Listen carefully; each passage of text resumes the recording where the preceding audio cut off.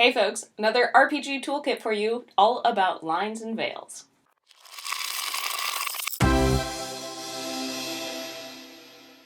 Okay, to start off, what are lines and veils? This was a term that was first coined by Ron Edwards in a piece in Sex and Sorcery about how to set boundaries and limits for the group of people that are playing at the table. So you have lines, which are hard lines. These are things that are not going to be at the table, not going to be in the world or dealt with at all. And then you have veils. These are things that the players and the GM are comfortable having in the storytelling, but you're not going to role play through these. Oftentimes it's seen as a kind of, when these types of situations come up, we'll fade to black and then jump into essentially the next scene. Okay, so why are lines and veils helpful?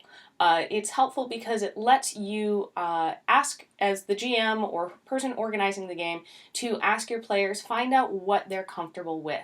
And I think especially if you're doing a long-running campaign or you're wanting to deal with some maybe more sensitive subjects, things that people might not be as comfortable with, you can kind of gauge interest and gauge, okay, how far can we go? Is this a line so it's not going to be in the game? Or is this a veil where we can start to explore that, but also let everybody know that their level of comfort and their enjoyment of the game is important and will be valued. So I think it's really helpful to use your lines and veils during your session 0.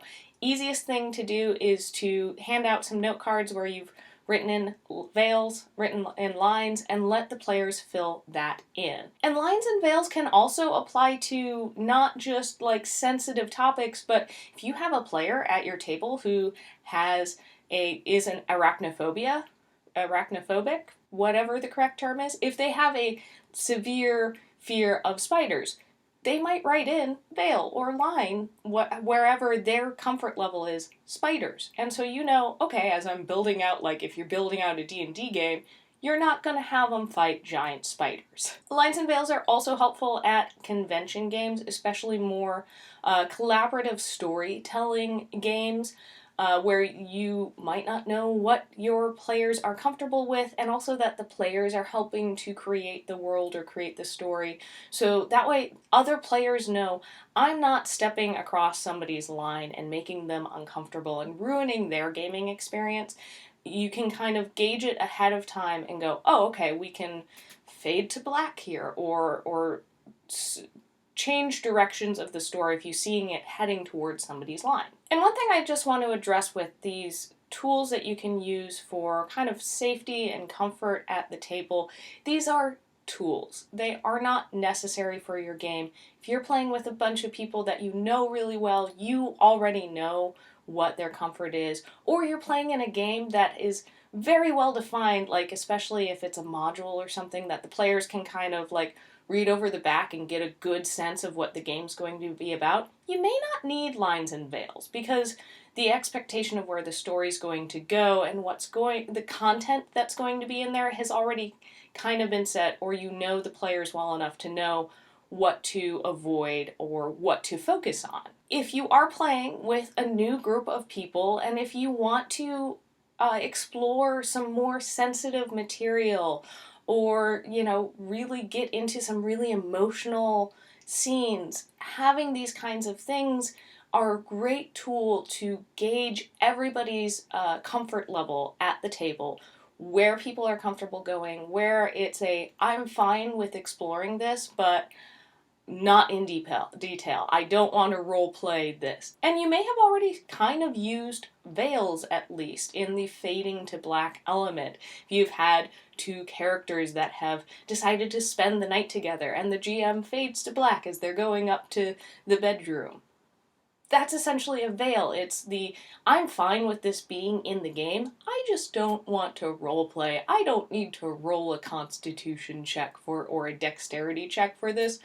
We'll just move on to the next thing. And just as a little bit of a disclaimer, these are tools. If you don't find lines and veils works for your group, you don't have to use it. No one is running into your table and being like, you're not using lines and veils. You must stop rolling your dice. that's not happening. These are useful tools to help gauge a group, especially a new group or a convention where this might be the first time you've ever talked to these people. I think if you're putting together a group of players online that you don't even kind of hang out together on a normal basis, that's another situation where having lines and veils in a session 0 or ahead of the first session is great, because then everybody knows what everyone's comfort level is, and we can make sure that we're all having fun at the table, because that's what gaming is about, at least in my opinion.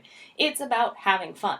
Now, you might be having fun by exploring some tough, difficult, emotional situations, and doing that and knowing that everybody else is also on that same page makes it more enjoyable. If you're having to worry, like, am I pushing somebody too far? Is everybody comfortable? Is everyone having a good time? You're not going to have as much fun. So having some of these safety tools of ways for players and GMs as well, GMs can fill out lines and veils, because you might have a player that introduces something that you're just not comfortable. I have some things that I'm not comfortable running or role-playing as a GM. So being able to say to my players, hey, this stuff can be a character thing, but this is a veil for me. This is something I'm not going to role play out. I'm not going to roll dice to figure these things out. We will fade to black and move on to the next thing. There are a whole bunch of different safety tools, from X-Card to lines and veils, having check-in points, all of these things that you can use, you cannot use, whatever is going to work best for you. A big thanks to our patrons, especially Joan. If you want to support our channel, you can head over to our Patreon page and check out the perks of being a patron. Alright, I hope you enjoyed this video. Don't forget to like it if you did, share it with a friend that might be interested in hearing more about lines and veils, and don't forget to subscribe. Alright, we'll see you next time on Roll for Initiative. Bye!